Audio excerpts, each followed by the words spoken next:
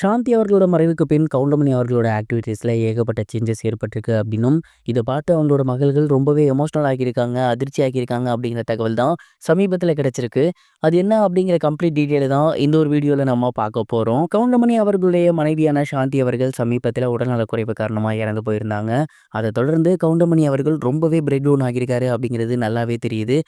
அந்த ஒரு இறப்பு அன்னைக்கே பார்த்தீங்கன்னா, ஏகப்பட்ட பிரபலங்கள் வரும்போது ரொம்பவே உடைஞ்சு போய் உட்கார்ந்திருந்தாரு. தொடர்ந்து இப்ப வரவுமே அவரு அதே மாரி தான் இருக்காரு அப்படிங்கிறது தெரிய வந்திருக்கு. குறிப்பா நைட்ல அவரு தூங்காம ரொம்பவே கஷ்டப்பட்டுட்டு இருக்காராமா. மேலும் அவங்களோட மனைவியோட ரூமுக்கு போறது, அங்க இருக்க அவங்களோட ஃபோட்டோவ பார்க்குறது, அத தொடர்ந்து இன்னும் ஒரு சில விஷயங்கள் அந்த ரூம்லயே பண்றது, அப்படியே நடக்கிறது அப்படின்னு இந்த ஒரு விஷயத்த தான் தொடர்ந்து அவரு பண்ணிக்கிட்டே இருந்திருக்காரு. இத பார்த்துட்டு அவங்களோட மகள்கள் பயங்கரமா ஷாக் ஆகியிருக்காங்க. அப்பா ஏன் அப்படி பண்றாரு? ஏற்கனவே அவருக்கு வயசாச்சு. இதற்கிடையில அம்மாவே நெனச்சுக்கிட்டு இப்படி தூங்காம இருந்தாரு அப்படின்னா என்ன பண்றது? இன்னும் குறிப்பா சொல்லப்போனா, ஒரு சில டைம்லாம் அதாவது அவங்க மனைவி இறந்த இந்த ஒரு நாட்கள்ல, அவரு ஹால்ல சேர போட்டு அவங்க மனைவி ஃபோட்டோவ பார்த்துட்டே உட்கார்ந்திருக்காராமா. இதுதான் அவங்களுக்கு மிகப்பெரிய ஒரு ஷாக்கிங்க ஏற்படுத்தியிருக்கு. அம்மா போயிட்டாங்க. அத அக்செப்ட் பண்ணி தான் ஆகணும். இதுக்கப்புறம் தொடர்ந்து இதே மாரி நீங்க பண்ணிட்டு இருந்தீங்கன்னா, உங்களோட ஹெல்த்துக்கும் ஏதாவது ஆகிரும். இதே மாரி போச்சு அப்படின்னா, கண்டிப்பா விளைவு மிகப்பெரிய அளவுல இருக்கும். சொன்னா கேளுங்க. கொஞ்சம் நார்மலா இருங்க அப்படிங்கிற மாரி, அவங்களோட பொண்ணுங்க ரொம்பவே எமோஷனலா அவங்கள்ட்ட பேசியிருக்காங்க. உண்ம அதுதான். இதே மாதிரியான ஒரு நிலைமை அகைன் போணுச்சு அப்படின்னா, கண்டிப்பா கவுண்டமணி சாரோட ஹெல்த்துக்குமே மிகப்பெரிய அளவுல ப்ராப்ளம்ஸ் வரும். ஸோ இதுதான் ரசிகர்களோட கலக்கமாவும் இருக்கு. அவங்க போயிட்டாங்க அப்படிங்கிறத அக்செப்ட் பண்ணிட்டு, கவுண்டமணி சார் எப்பவும் போல நார்மலா இருந்தாருன்னா ரொம்பவே நல்லாயிருக்கும்.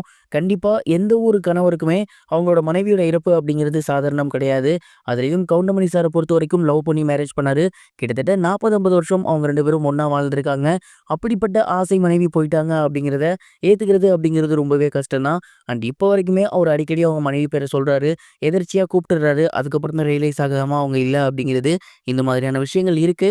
இதிலிருந்து அவர் நல்லபடியா மீண்டு வரணும்.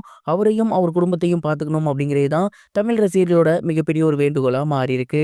இது ஒரு புறம் இருக்க சுந்தர் சி மற்றும் வடிவேலு இவங்களோட காம்போல சமீபத்தில ரிலீஸ் ஆகியிருந்த படம் தான் கேங்கர்ஸ். இந்த ஒரு படம் பார்த்தீங்கன்னா, கிட்டத்தட்ட மணி ஹெய்ஸ்ட்டோட கதை தான். ஒரு பேங்க போய் கொள்ளையடிக்கிறது. பட் இவங்க காமெடியன்ஸா போய் எப்படி கொள்ளையடிக்கிறாங்க அப்படிங்கிறது. கண்டிப்பா இவங்க 2 பேரும் இருக்கிறதுனால இந்த படம் மிகப்பெரிய அளவுல ஒரு லாஃபிங் ரியோட்டா இருக்கும் அப்படின்னு நம்ம எல்லாருமே நினைச்சுக்கிட்டு இருந்தோம். பட் ரொம்பவே சுமாரான ஒரு காமெடி தான் இருந்துச்சு. ஆனாலும் இந்த படம் தோல்வி படம் கிடையாது. ஓரளவு ஒரு நல்ல ஹிட்டு அப்படின்னே சொல்லலாம். இந்த ஒரு நிலையில இந்த படம் பார்த்தீங்கன்னா, அதுக்குள்ளாகவே ஓடிடில ரிலீஸ் ஆக போகுது அப்படிங்கிறது தெரிய வந்திருக்கு. வர மே 16ஆம் தேதி இந்த படம் ஓடிடில வரப்போகுதாமா. இதன் அடிப்படையில பார்க்கும்போது, ஒருவேளை படம் மிகப்பெரிய அளவுல ஓடலையோ அப்படிங்கிற ஒரு கேள்வி வருது. பட் சமீபத்தில இந்த படம் 15 கோடி வசூல் செஞ்சிருக்கு. ஓரளவு நல்ல லாபம் கொடுத்திருக்கு அப்படிங்கிற தகவலையும் படக்குழு வெளியிட்டிருந்தாங்க. எது எப்படியோ நீங்க இந்த படம் பார்த்தீங்களா? படம் எப்படி இருந்துச்சு?